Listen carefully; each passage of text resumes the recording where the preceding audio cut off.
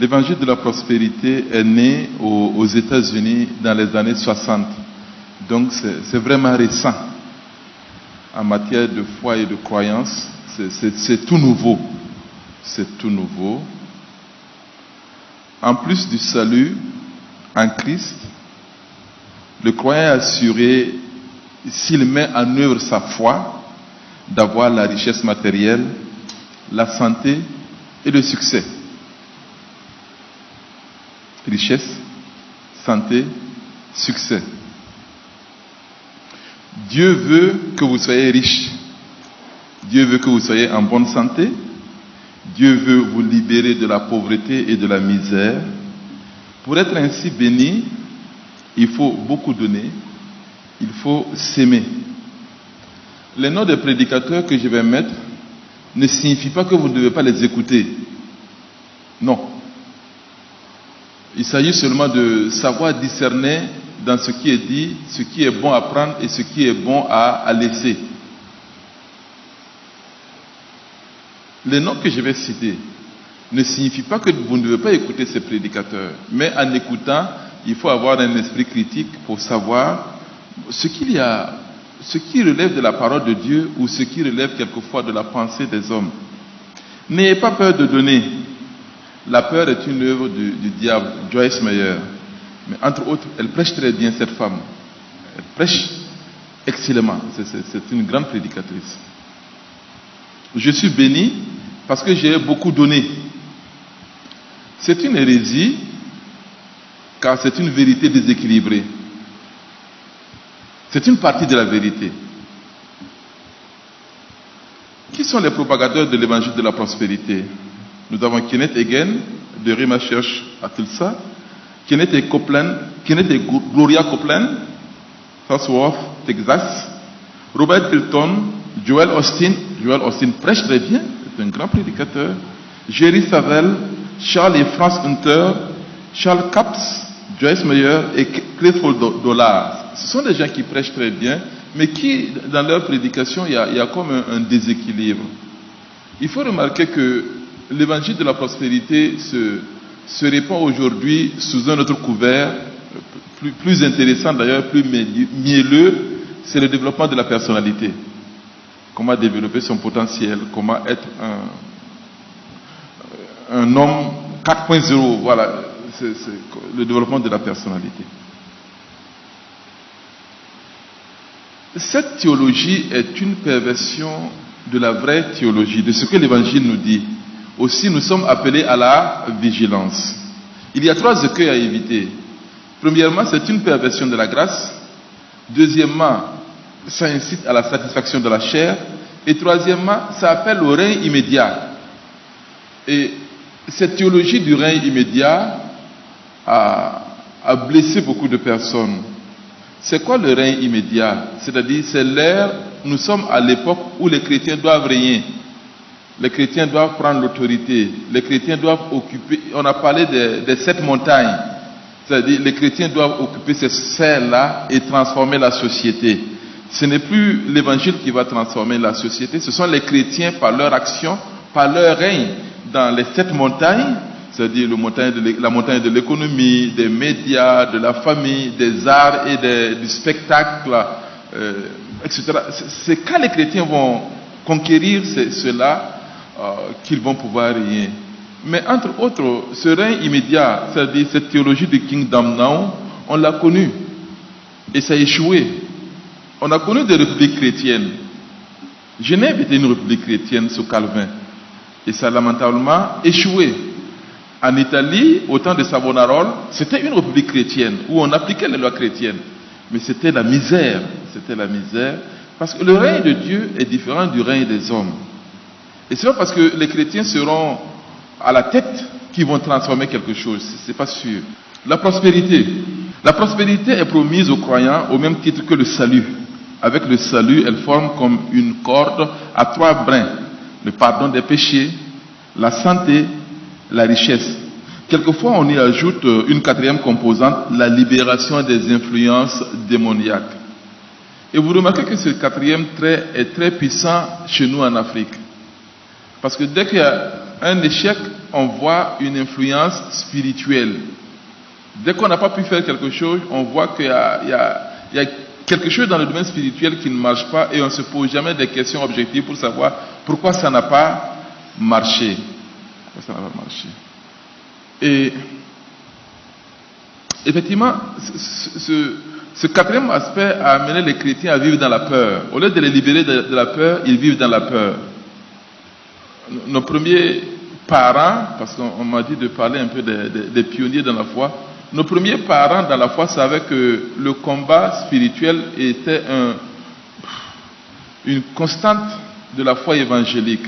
D'ailleurs, quand on partait dans un village pour chercher un terrain pour une église, on donnait généralement des terrains hantés. C'était une constante, c'est-à-dire les terrains que les villageois ne peuvent pas occuper, les terrains hantés, ce sont ces terrains qu'on donnait aux chrétiens, et puis le pasteur est là avec sa famille, il évangélise, et les démons s'enfuient. C'est-à-dire, le fait de chercher les démons là, ça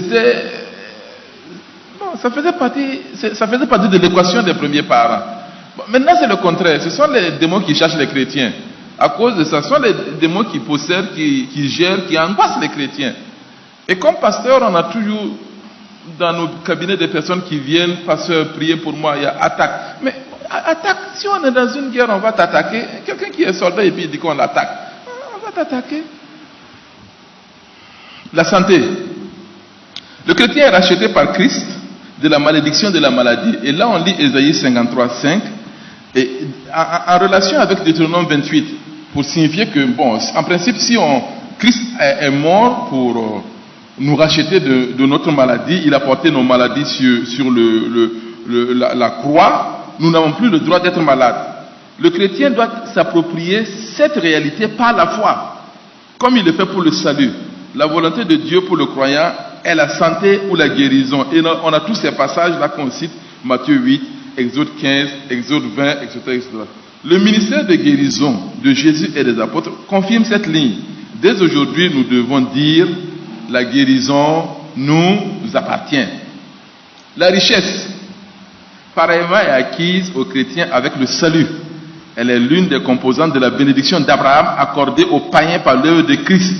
Dieu veut que ses enfants prospèrent, et on cite toujours 3 Jean. Et Dieu veut également que nous puissions réussir, Josué 8. Et on voit dans cette réussite la bénédiction financière. Voilà, ça s'inscrit dans une loi spirituelle, dans ce sens qu'il y a une loi de compensation. Celui qui donne reçoit. Celui qui sème schisma ne va pas moissonner. Et plus on donne, plus on reçoit. C'est une loi qui fonctionne encore aujourd'hui. Donc pour avoir de la richesse, il faut donner. Pour être riche, il faut donner. Il faut donner. Plus vous donnez, plus Dieu va vous donner. Voilà. Également, j'ai parlé un peu de la libération des influences démoniaques, dans ce sens que la réalité spirituelle prend tout le contrôle de l'être. Et l'homme n'est plus libre parce que ce sont les démons qui le contrôlent. S'il y a un échec, si financièrement ça ne va pas, il y a blocage. On entend ça, non? Il y a blocage. Il y a blocage. Il faut casser les chaînes. Il faut casser ce qui bloque. Et là, l'homme n'est pas tellement libre parce que sa vie est contrôlée maintenant par des démons.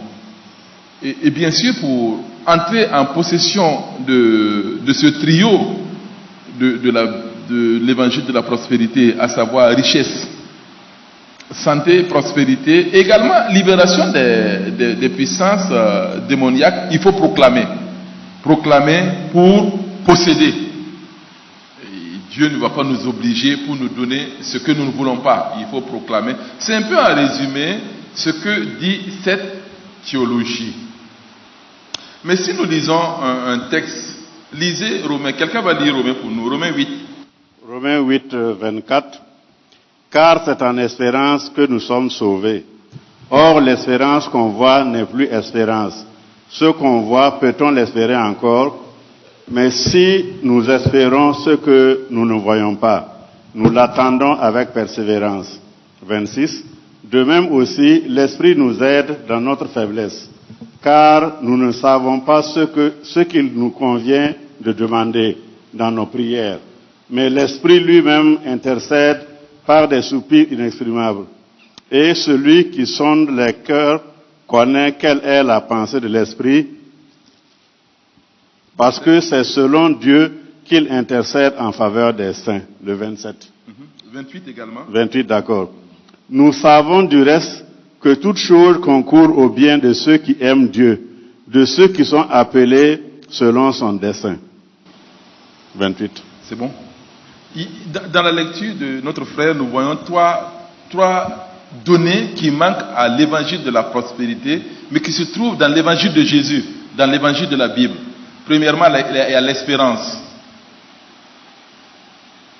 Deuxièmement, il n'y a pas la faiblesse. C'est-à-dire, dans cet évangile-là, il n'y a pas de la place pour la faiblesse. Il n'y a pas de la place pour l'espérance, il n'y a pas de la place pour la faiblesse, il n'y a pas de la place pour l'inconnu. Nous ne savons pas. Le texte dit, nous ne savons pas. Alors que dans ces cercles-là, on sait tout.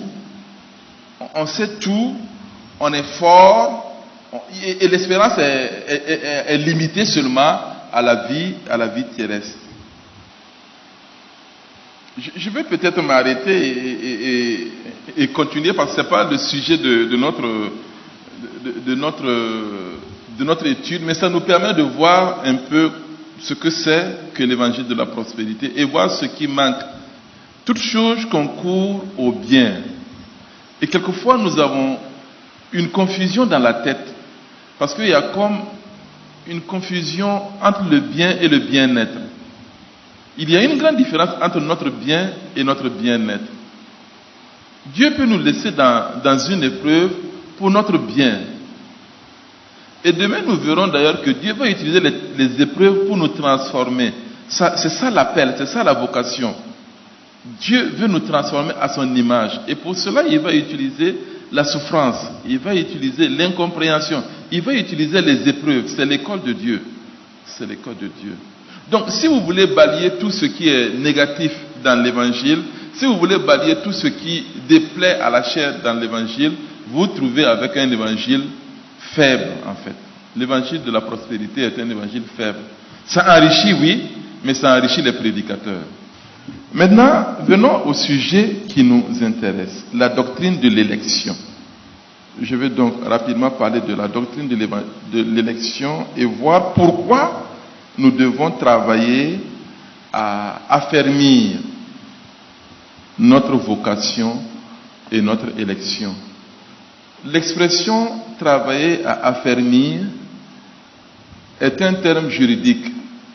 C'est un terme juridique, je le dis parce que ça va venir tout de suite. Mais c'est un terme qu'on utilise pour dire de ceux qui produisent les preuves juridiquement qu'une chose leur appartient. Et pour qu'on comprenne un peu, si vous avez un terrain à Ouagadougou, vous pouvez habiter sur le terrain, mais tant que vous n'avez pas les papiers, le terrain ne vous appartient pas. Et c'est quand on peut produire les preuves. J'ai mon permis d'habiter, j'ai mon certificat d'attribution, il y a une preuve légale. C'est-à-dire, nous sommes appelés, nous sommes élus, mais il faut la preuve, il faut produire les preuves. Où sont les papiers? Où est la preuve qui montre que toi tu es réellement appelé ou toi tu es réellement élu?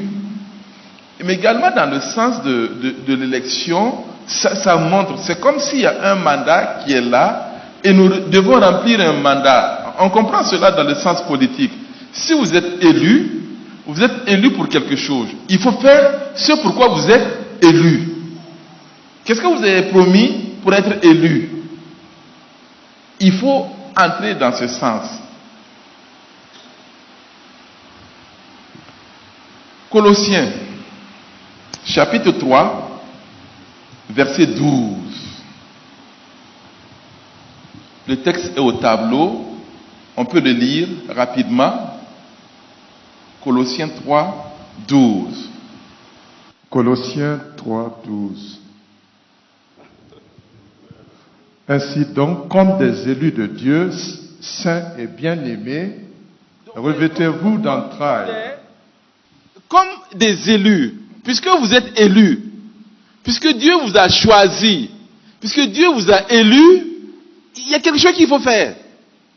Il faut entrer dans cette élection. Il faut travailler cette élection. Il faut marcher dans cette élection. Il faut affermir cette élection. Comme des élus de Dieu, oui. Revêtez-vous d'entrailles de miséricorde, de bonté, d'humilité, de douceur, de patience. Supportez-vous les uns les autres, et si l'un a sujet de se plaindre de l'autre, pardonnez-vous réciproquement. De même que Christ vous a pardonné, pardonnez-vous aussi. Mais par-dessus toutes ces choses, revêtez-vous de la charité, qui est le lien de la perfection. Et que la paix de Christ, voilà, je lisais sur le tableau. Oui, c'est ça. Et que la paix de Christ, par laquelle vous avez été appelés pour former un seul corps, règne dans vos cœurs. Et soyez reconnaissants. Imaginez le président. Bon, il faut qu'on utilise des termes qu'on comprend, des images qu'on comprend, et des images qui nous parlent plus. Imaginez le président du Faso le jour de son investiture, avec l'appareil de l'État, avec les insignes. Il doit porter ces insignes qui montrent toute l'autorité, toute la puissance liée à cette fonction. Et puisque nous sommes élus, il y a tout cet appareillage-là qui doit nous caractériser. Il y a un vêtement que nous devons porter si nous sommes élus. Et ce vêtement, c'est la miséricorde, les cordes de misère, les compassions, l'amour du sang, des entrailles. En moro, on dit insidga. Le contraire, c'est le cœur dur. De bonté. Si on est élu, on doit être bon. D'humilité. Et si on est élu et on sait qu'on est élu par Dieu, on ne peut pas être orgueilleux. Et l'orgueil, c'est réellement quelque chose qui nous angoisse tous. Quelqu'un a dit que l'orgueil, c'est la partie de l'homme qui meurt 15 minutes après sa mort. Mais quelquefois, ça ne meurt pas même après notre mort. L'orgueil, c'est l'un des péchés les plus contagieux. C'est un péché contagieux. Si je regarde Matthias qui fait le malin. Je dis Matthias là, il fait le malin. En fait, quand je dis qu'il fait le malin, moi-même, je suis devenu orgueilleux. En disant ça, je me place au-dessus de Matthias. Et l'orgueil nous possède tous. Et c'est tellement compliqué qu'on ne sait même pas comment en parler. Vous voulez que je vous donne une preuve? Qui est orgueilleux? Levez la main les orgueilleux. Il y en a qui sont sincères quand même. Attends, je vais poser autrement. Les humbles. Qui est humble? Oui, bon, quand on dit qui est humble, on ne sait pas s'il faut lever la main. Qui est orgueilleux? Bon, si on est honnête, on lève la main parce que, bon, mais ne confondons pas fierté et orgueil, parce qu'il y a quand même notre fierté qu'il faut garder. Mais quand on est en Christ et on sait qu'on est élu, on doit être humble. D'où la douceur. Demain, je vais en parler un peu de la douceur vers la dureté. Il y en a qui croient que parce qu'ils sont durs, ils sont saints. Il y en a qui croient que parce qu'ils sont durs, ils sont saints. Mais en fait, quand on est dur là, c'est quand on n'est pas mûr. C'est tout. Quand on est mûr, on est doux. Jésus a dit, je suis doux. Jésus lui-même était doux. Donc quand on est dur, kasakiye, patouye, nyawakaman, kaye, kabiye.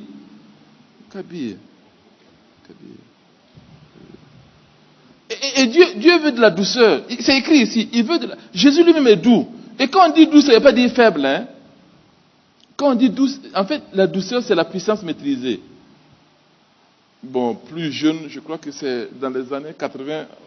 On est allé à Dédougou pour une évangélisation. Sur une CT. Je ne sais pas si vous êtes... Quelqu'un a connu la CT? Monter CT pour aller à Dédougou. Vous allez savoir ce que ça veut dire être dur. Bon, c'est pas... Mais Jésus est humble. Il est doux. Et il veut également cela. C'est ça, c'est notre mandat. Et peut-être ça nous interpelle à revêtir cela. C'est pas sorcier. Travailler à l'élection, travailler à la vocation, là, c'est revêtir la nature et le caractère de Jésus-Christ. Supportez-vous les uns les autres. Et ça, pour les honnêtes, hein, il y a des personnes qu'il faut porter, il y a d'autres personnes qu'il faut supporter. Et c'est comme ça dans l'église. Il y a ceux que nous portons sans problème, il y a d'autres personnes, il faut les supporter. Ah, c'est comme ça. Et puis ils sont là aussi pour travailler notre caractère. C'est leur ministère. On a mis ça nous dérange, mais bon, il faut accepter. Il faut accepter. Voilà. Et si l'un a sujet de se plaindre de l'autre, pardonnez-vous réciproquement. On va voir le pardon comme étant le caractère de Jésus-Christ. Mais par-dessus tout, revêtez-vous de la charité, ou de l'amour, qui est le lien de la perfection. Et ici, tous ces attributs liés à l'élection que nous devons nécessairement produire, Qu'est-ce que l'élection? Dans l'Ancien Testament, il y a Bahar. Et Bahar, ça veut dire simplement choisir. C'est regarder, apprécier et choisir. C'est un peu comme un chasseur qui repère une cible et qui essaie de verrouiller la cible. Ou bien on voit quelquefois dans les cinémas un chasseur qui essaie de verrouiller une cible et qui lance un missile là-dessus. C'est-à-dire on repère et on choisit. C'est un choix qui est fait. Et dans ce sens, on doit examiner il y a un aspect intellectuel, mais également un aspect sentimental et émotif, parce que bon, nos émotions sont engagées. Dans le domaine de la vie courante, on choisit des pierres. On voit des personnes qui ont choisi des pierres. On choisit son chemin. On choisit une personne.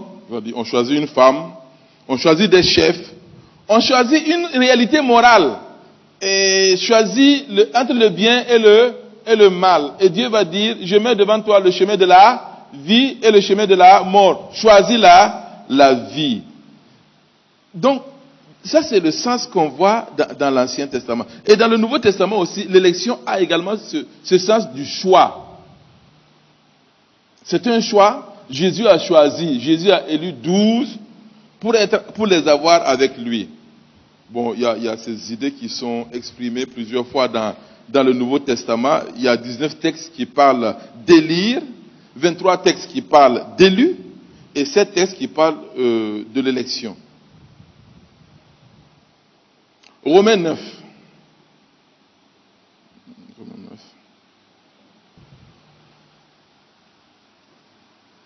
Verset 11.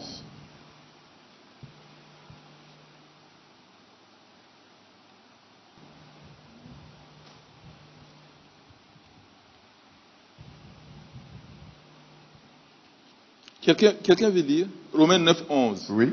Oui.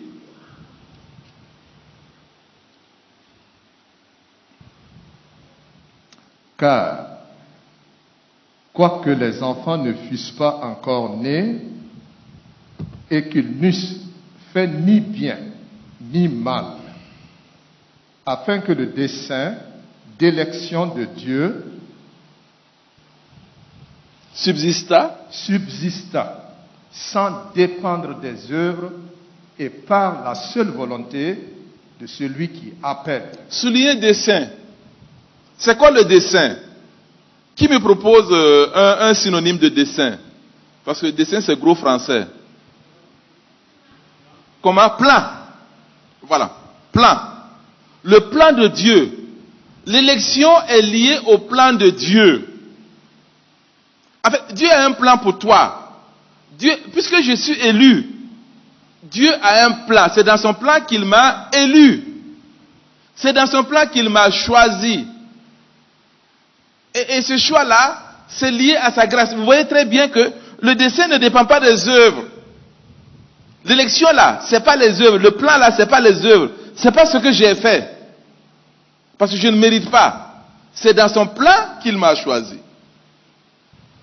C'est dans son plan qu'il m'a choisi. Deuxièmement, c'est une grâce.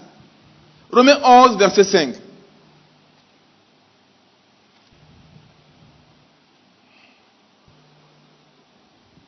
Romains 11, 5. De même, aussi dans le temps présent, il y a un reste selon l'élection de la grâce. L'élection de la grâce. Or, continuons. Or, si c'est par la grâce, ce n'est plus par les œuvres. Autrement, la grâce n'est plus une grâce. Voilà. Donc, c'est par grâce. Grâce, c'est quelque chose d'immérité. On n'a pas fait campagne pour être élu. On n'a pas produit des preuves pour être élu. Dieu nous a élus dans son plan, dans son dessein. Dieu nous a élus dans sa grâce. C'est gratuit. Il nous a choisis comme ça. 2 Thessaloniciens 2:12. 2 Thessaloniciens 2:12.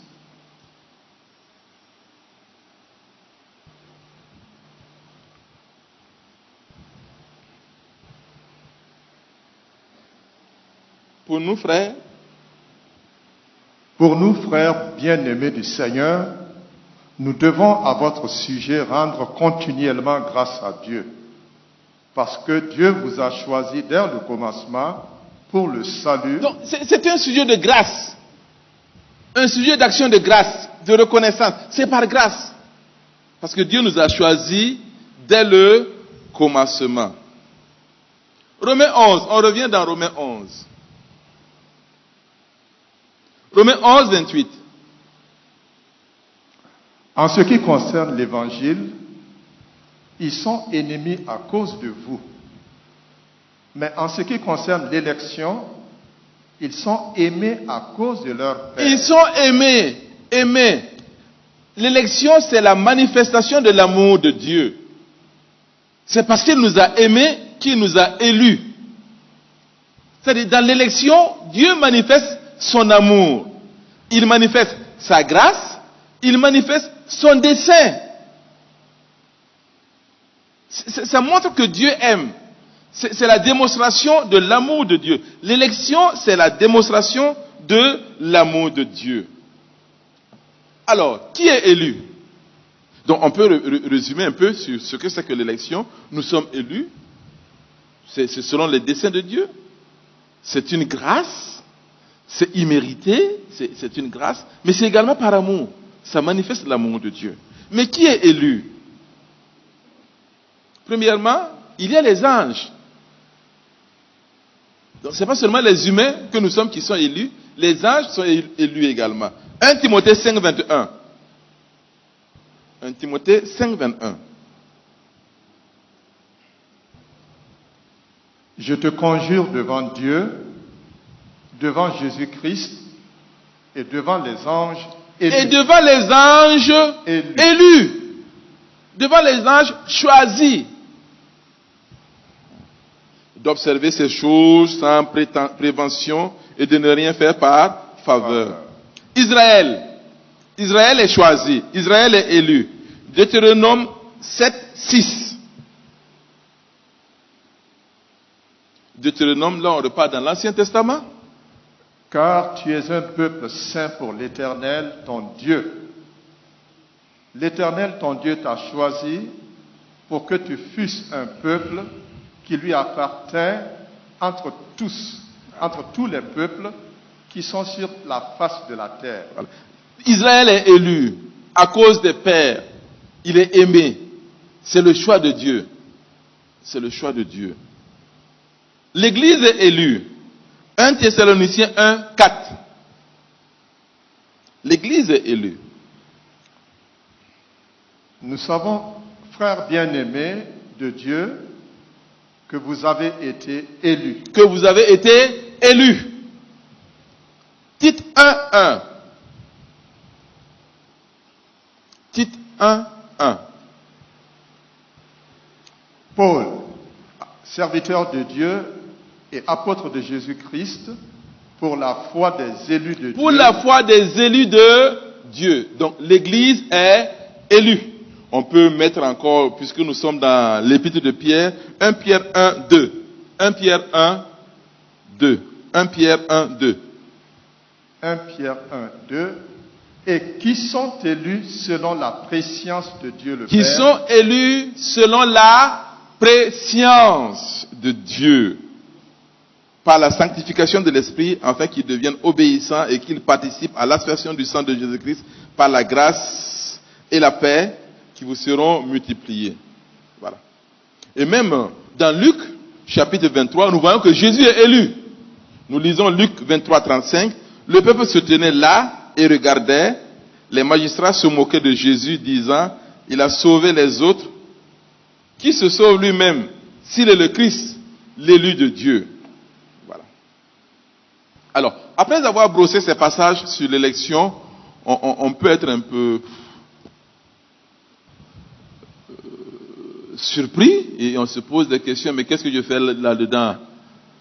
Quel est moi mon rôle?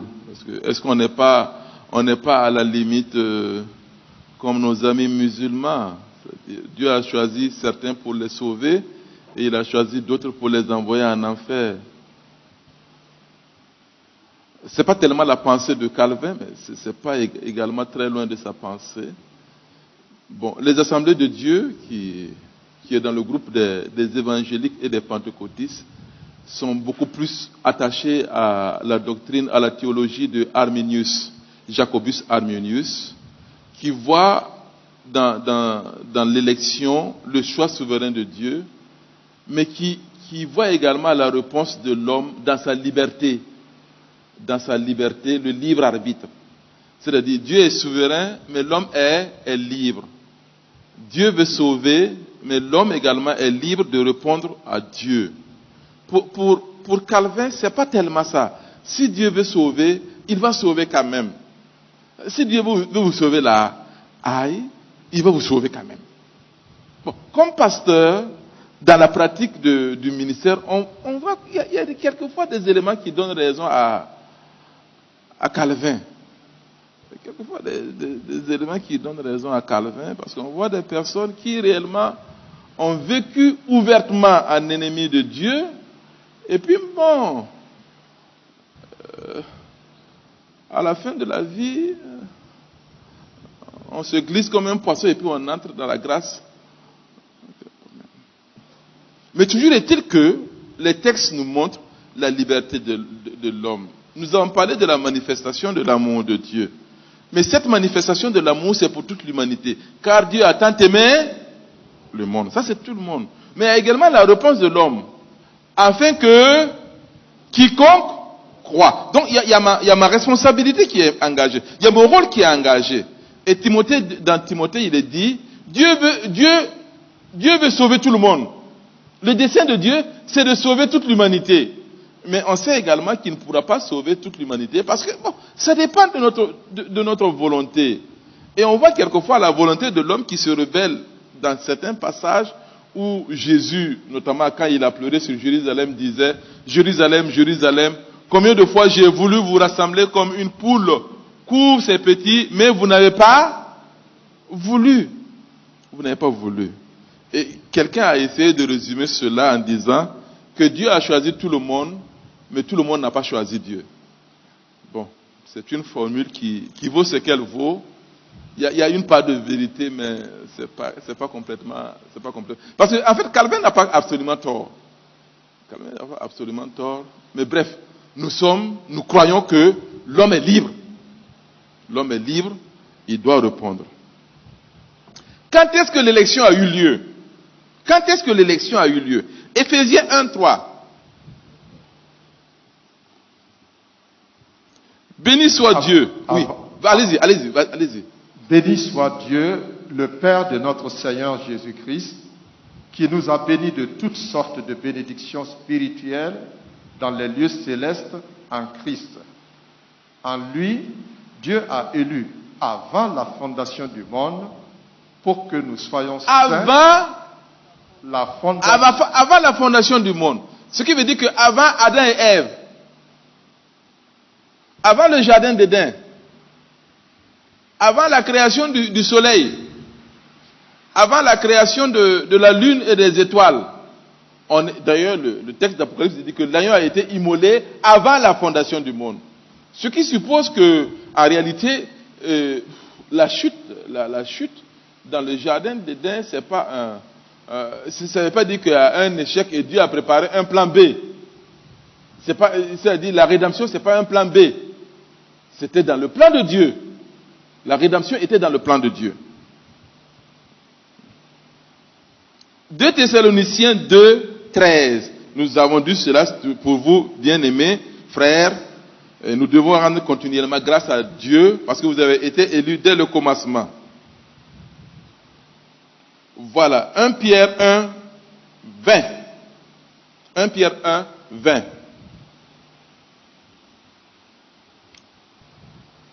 Il y a le 18. On peut lire déjà le 18. C'est pas 8, c'est 18. Sachant que... Là, c'est 1 Pierre 1, 8. Non, c'est 18. 1 Pierre, d'accord. Sachant que ce n'est pas par des choses périssables, par de l'argent ou de l'or, que vous avez été rachetés à la vaine manière, de la vaine manière de vivre que vous avez hérité de vos pères, mais par le sang précieux de Jésus-Christ, comme d'un agneau sans défaut et sans tache, prédestiné avant la fondation du monde. Prédestiné avant la fondation du monde. Donc nous avons été élus avant la fondation du monde. Pourquoi nous avons été élus? C'est quoi le mandat? Pourquoi il nous a élus? Pourquoi il nous a appelés? Pourquoi il nous a choisis? Éphésiens 1, 11. Éphésiens 1, 11. En lui, nous sommes aussi devenus héritiers, ayant été prédestinés suivant la résolution de celui qui opère toutes choses d'après le conseil de sa volonté. Voilà.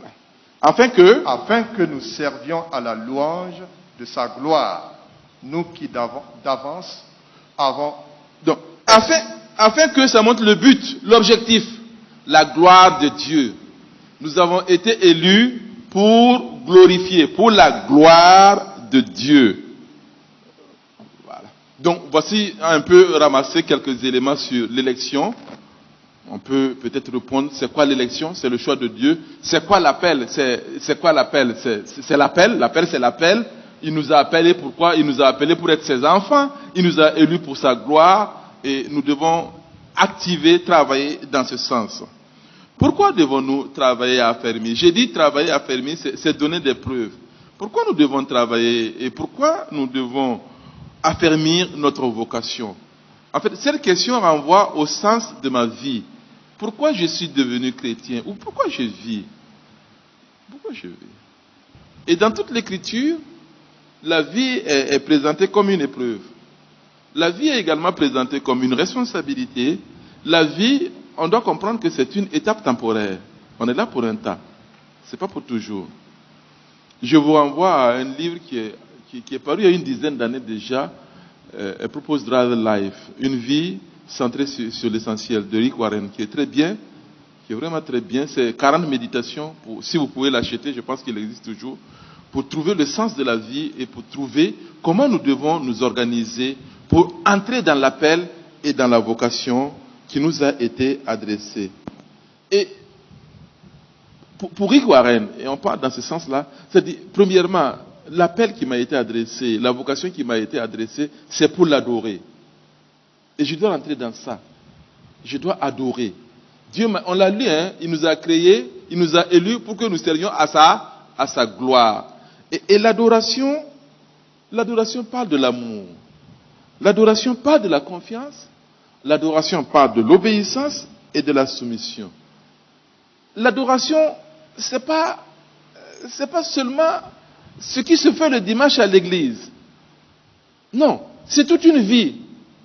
Colossiens 3 nous dit que tout ce que vous faites, ça veut dire que quand vous balayez la maison, quand vous êtes en train de remplir un dossier, quand vous êtes en train de traiter les affaires, quand vous êtes en train d'entretenir quelque chose, quelle que soit la place où Dieu nous a placés, une tautologie, tout ce que je fais, c'est adoration.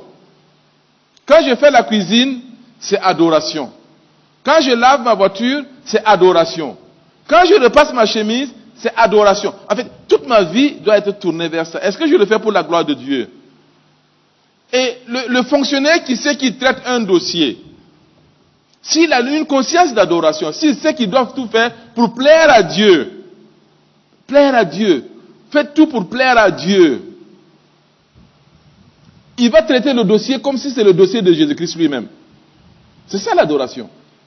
Le tailleur, le couturier qui est en train de coudre une chemise, Et s'il a le sens de l'adoration, il doit coudre la chemise comme si c'est Jésus qui doit porter. Et ça change complètement toutes les dimensions de mon existence. La dame qui prépare la cuisine pour recevoir son mari, si elle a conscience qu'elle doit tout faire comme pour le Seigneur, doit préparer comme si c'est Jésus qui va venir manger à table. Et l'homme qui est avec son épouse doit savoir qu'il traite son épouse comme la sœur de Jésus-Christ. En fait, si on a cette réalité de l'adoration, on se rend compte que notre vie est tournée vers cet appel et cette vocation. On entre dans son plan. On entre dans son plan. C'est un projet immense, ça fait peur, mais c'est ce que Dieu attend de nous. Et l'adoration a des chemins sacrés. C'est un livre qui a été écrit par Gary, un certain Gary, qui identifie 8 approches de l'adoration. Et pour lui, ceux qui aiment la nature adorent en étant inspirés par l'amour de Dieu, en contemplant et en se promenant dans la nature. On regarde une fleur qui éclot et on admire la gloire de Dieu, la beauté de la fleur. On regarde le soleil qui se couche, on est ravi, on adore, on célèbre la grandeur de Dieu. Ceux qui sont sensibles aiment Dieu avec leur sens. Il y a ceux qui sont hypersensibles et qui pleurent à la moindre occasion. Quand la chorale chante, on ne peut pas ne pas écraser une larme parce que tous les sens sont emportés. On est près de Dieu et on est tous sensibles. Il arrive quelquefois dans notre culte personnel qu'on sent la présence de Dieu. On ne sait pas comment expliquer, mais tous nos sens sont éveillés et c'est solennel. Ça ne dure pas longtemps parce qu'un bruit, un enfant qui tape à la porte et puis, ça disparaît. On est sensible. On adore avec nos sens. Il y a les traditionalistes qui approchent Dieu avec le rituel. Tant qu'on n'a pas chanté sur les ailes de la foi, non, ça ne marche pas. Quand ce sont les jeunes qui chantent, élever Jésus, non, ça c'est pas la louange, c'est pas sérieux. Et quand c'est sur les ailes de la foi, voilà. Bon, même si on ne comprend pas sur les ailes de la foi, parce que quelquefois on parle des réalités qui nous échappent. Une nacelle en silence, vogue sur... Bon, une nacelle au Burkina Faso, c'est quoi? Blanc, plus blanc que neige. Bon, neige. Heureusement qu'il y a la télé. Sinon, neige, c'est quoi pour les Burkinabés? Mais bref, on adore, c'est ça. Il y a les activistes qui expriment leur adoration en combattant avec amour contre l'injustice. C'est une forme d'adoration. Parce qu'ils ne supportent pas l'injustice. Ils veulent toujours rétablir le droit. On a parlé un peu de Moïse qui avait cette sensibilité à la justice. C'est une forme d'adoration. Il y a les attentionnés qui sont là et qui voient ceux qui sont dans le besoin, qui adorent ainsi, qui viennent au secours de ceux qui sont dans le besoin. Tout cela, ce sont les chemins sacrés. Il y a les enthousiastes. Et là, ça parle de notre jeunesse, qui adore Dieu dans les célébrations, dans les concerts. Il faut respecter cela. Il faut respecter cela. Ceux qui étudient les mouvements religieux et qui étudient notamment notre mouvement disent que si les assemblées de Dieu ont cette courbe de croissance, c'est lié à notre style d'adoration. Parce que le style d'adoration guérit, ça appelle, ça restaure, ça reconstruit. Ça reconstruit. Il y a les contemplatifs. Et puis il y a les intellectuels également qui adorent Dieu dans des études compliquées, des mots qu'ils ne comprennent pas. Mais bon, ils adorent quand même. Ils sont contents de dire des phrases extraordinairement en grec, ekkaleo veut dire appeler ode, en hébreu, bara. Bon, il y a seulement les fawards, c'est bon, chacun adore Dieu. Et c'est bon. Mais Dieu nous a également créés, et ça c'est très important. Dieu nous a créés. J'ai parlé combien d'heures? J'ai parlé beaucoup. J'ai parlé plus d'une heure. Il reste combien de minutes? Je dois parler parce que si on veut intervenir. Ok. Mais oui, ok. Nous avons été créés pour la famille de Dieu. Et l'Église est la famille de Dieu. L'Église c'est la famille de Dieu. Et nous avons été créés pour cette famille-là. Et on doit être sensible à cela. C'est-à-dire, répondre à l'appel là. Travailler à l'appel, c'est pas seulement croire, c'est appartenir. Et appartenir, c'est être membre d'un corps. Membre d'un corps, c'est la communion fraternelle. Demain, on va revenir sur ça par comment? Je suis membre d'un corps. C'est la communion fraternelle. Mais également, je suis appelé à ressembler à Christ. Et on l'a vu quand on a lu Colossiens dès le début que toutes ces manifestations de miséricorde, de bonté, d'humilité, les entrailles de compassion, c'est Jésus. C'est Jésus. Et Dieu nous a créés, et le mandat là, le mandat pour lequel il nous a créés, c'est pour qu'on soit comme Jésus. Romains 8, 29. Romains 8, lisez Romains 8, 29. Pour qu'on comprenne.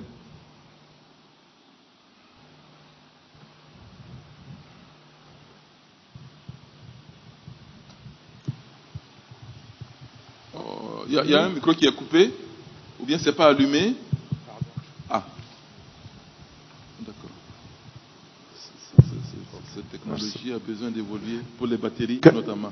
Car ceux qu'il a connus d'avance, il les a aussi prédestinés à être semblables. Est-ce que vous voyez, il nous a prédestinés. Bon, la prédestination renvoie à l'élection. Il nous a prédestinés à être semblables à qui? À l'image de son Fils. À l'image de son Fils. Et dans ce sens, Dieu va nous travailler. Afin que son Fils fût le premier-né entre plusieurs frères. Donc, Dieu va nous travailler. Dieu va travailler notre caractère. En fait, Dieu est plus intéressé par notre caractère que par nos possessions. C'est notre caractère, c'est notre âme qu'il veut travailler. Il va nous malaxer. Il va nous... Bon, il y a un chant qu'on chante à Morée. Hein? Sira nomema. Sira nomema. On le chante, mais on ne comprend pas ce que ça veut dire. Hein? Parce que si on comprenait, on n'allait pas le chanter. Si on comprenait, on n'allait pas le chanter. Parce que dès que Sira veut nommer, on crie. Oh là là, il y a attaque, il y a quoi. Il y a une sœur qui a posé la question hier, pourquoi Dieu a attaqué Moïse. C'est pour le transformer. C'est pour le malaxer. Mais écoutez, c'est pas les épreuves. C'est pas les épreuves. Et bien souvent, comme le disait quelqu'un, Dieu va nous placer dans une situation contraire au fruit qu'il veut produire en nous. Si Dieu veut nous produire la patience en nous, ça fait partie de la nature de Jésus. Si Dieu veut produire la patience en nous, vous croyez qu'il va mettre devant nous toujours des feux verts? Il arrive, Dieu met feu vert, c'est mon fils qui arrive, laissez-le passer. C'est mon fils, laissez-le passer. Ça, c'est l'évangile de la prospérité. Ne le dérangez pas, c'est mon fils qui arrive, laissez-le passer. Non. Non, en réalité, si Dieu veut produire la patience, il va nous mettre dans une situation où on va attendre à la sonabelle. Ici, on va attendre à la sonabelle. De 9h à 11h30. 9h à 11h30. On voit notre journée filer comme une laine qui s'en va. Et à notre tour là, quand on sera à deux personnes d'arriver au guichet, Dieu parle à la guichetière. Tu sais, madame, il y a mon fils qui est là. Je suis en train de le former. Il faut fermer et aller répondre au directeur. Et la dame dit, bon, il y a le directeur qui m'appelle, il ferme. Tu aimes une bien tout, tu vois une redoubler, il faut recommencer. C'est simple. Mais c'est comme ça, vous croyez qu'il va travailler comment pour nous former? C'est pas à l'école, c'est ça l'école de Dieu, c'est pas en classe, c'est pas les 2 heures de culte le dimanche. Ça ne suffit pas pour nous former 2 heures de culte. Et puis on sait comment se comporter à l'église. Il y a le langage évangélique, le comportement spirituel qu'il convient d'avoir. Et puis, bon, porter ça 2 heures par semaine, c'est pas compliqué. Vous croyez que Dieu va laisser toute la semaine la cadeau comme ça? Ah non. Il va nous travailler. Et c'est nous qui avons demandé. Il va nous malaxer. Il va nous retourner et retourner encore. Bon, ça fait mal, mais c'est comme ça qu'il nous forme. Pour qu'on soit comme lui. Et d'ailleurs, Jésus a connu cela. Hein. Il a appris l'obéissance par les choses qu'il a souffert. Et l'évangile de la prospérité ne veut surtout pas entendre parler de souffrance. De souffrance. Voilà. Il nous a créés aussi pour un ministère. Demain, on va, parce que j'ai parlé, maintenant c'est 1 heure, je vais m'arrêter. Il nous a créés pour un ministère. Attendez, si on est dans l'église là, c'est qu'on a un rôle à jouer. Le ministère, c'est dans l'église. Chacun a un ministère à faire dans l'église. Qu'est-ce que tu fais? Parce que si mon appel, c'est venir le dimanche, 2 heures, et disparaître dans la semaine, je n'ai pas de ministère dans l'église. Qu'est-ce que je fais dans l'église? Qu'est-ce que je fais pour le corps de Christ? Qu'est-ce que Dieu a mis dans mon cœur pour l'église? Je dois avoir, écoutez, chacun de nous, je dois avoir un travail dans l'église. Ça, c'est le ministère. Il m'a créé pour ça. Il m'a créé pour ça. Mon cœur penche vers quoi dans l'église? Quelle activité je fais dans l'église?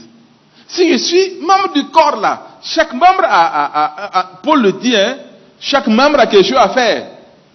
Chaque membre là, même ceux qui sont insignifiants, ont des rôles à jouer. Quel est mon rôle dans l'église? Ça, c'est le ministère. Mais également, il m'a créé pour une mission. Et là, c'est hors de l'église. Lorsque je suis hors de l'église, ça, c'est la mission. J'ai une mission à jouer dans mon service. On l'a dit hier. Dans mon quartier. Il y a une mission qui est là et que je dois remplir. Je dois essentiellement tout faire pour accomplir les desseins de Dieu. Voilà, je vais me résumer. Dieu nous a élus. Il nous a élus dans sa préscience. C'est l'objet de sa grâce. Sans mérite. Sans mérite. Avant même ma naissance. Bien plus, avant la création du monde. J'étais dans le dessein de Dieu. J'étais dans le plan de Dieu. C'est un sujet de grâce et de reconnaissance. Il m'a élu pour son dessein. Il m'a élu dans sa grâce. Il m'a élu et il manifeste ainsi son amour envers moi. Mais il m'aime. Il m'aime. Et ça me donne la paix. Parce qu'il voit ma vie. Il voit ma vie sans montage. Vous savez, ceux qui font du cinéma savent faire du montage. C'est-à-dire, il y a des parties qu'il faut couper et coller. Il y a des parties qui ne sont pas bonnes. Il faut couper et coller. Dieu ne coupe pas et ne colle pas. Il voit tout. Et il m'aime quand même. Et il m'a choisi quand même. Il voit les défauts, il voit mes traits de caractère, il voit ma faiblesse. Mais il sait qu'il peut travailler. Il voit le diamant qui est en moi. Il voit le trésor qu'il a mis en moi. Et il veut travailler. Il m'a élu. Il m'a élu pour manifester son amour. Mais il m'a élu aussi pour que je puisse le glorifier. C'est pour sa gloire. Et déjà sur cette terre-là, soit par ma vie, soit par ma mort, il a dit à Pierre, hein, voici de quelle mort tu vas mourir pour me glorifier. Ta mort va me glorifier. Et je voudrais vivre de telle sorte que ma vie glorifie Dieu. Mais je voudrais également mourir de telle sorte que ma mort glorifie Dieu. Et ça, c'est chaque jour que je décide. Chaque jour que je décide. Bon, permettez-moi de parler de la mort. Je ne voudrais pas terminer par la mort, mais je vais parler de la mort. Il y a Balaam qui a dit, que je meure de la mort des justes. Parce qu'il a vu les enfants d'Israël dire, moi je voudrais mourir comme ça. Mais pour mourir comme ça, il faut vivre comme ça. Parce qu'on meurt comme on a vécu. Si on a vécu comme sans Dieu, on va mourir sans Dieu. Et si on veut mourir dans la paix de Dieu, il faut vivre chaque jour avec Dieu. Et savoir qu'on va rencontrer Dieu un jour. Et pouvoir dire comme Paul, voilà, j'ai accompli ma mission. J'ai bien travaillé. Je n'ai pas honte de partir. Je n'ai pas honte de partir. Que chaque jour que Dieu nous donne, nous pousse à produire les preuves de notre appel. Que chaque jour que Dieu nous donne, nous pousse à vivre de telle sorte dans notre quartier là, qu'on dise, cet homme là, c'est un homme de Dieu. Cette femme là, c'est une femme de Dieu. Elle craint Dieu. Elle craint Dieu. Elle craint Dieu. Que Dieu nous bénisse et qu'il nous donne cette grâce. Amen.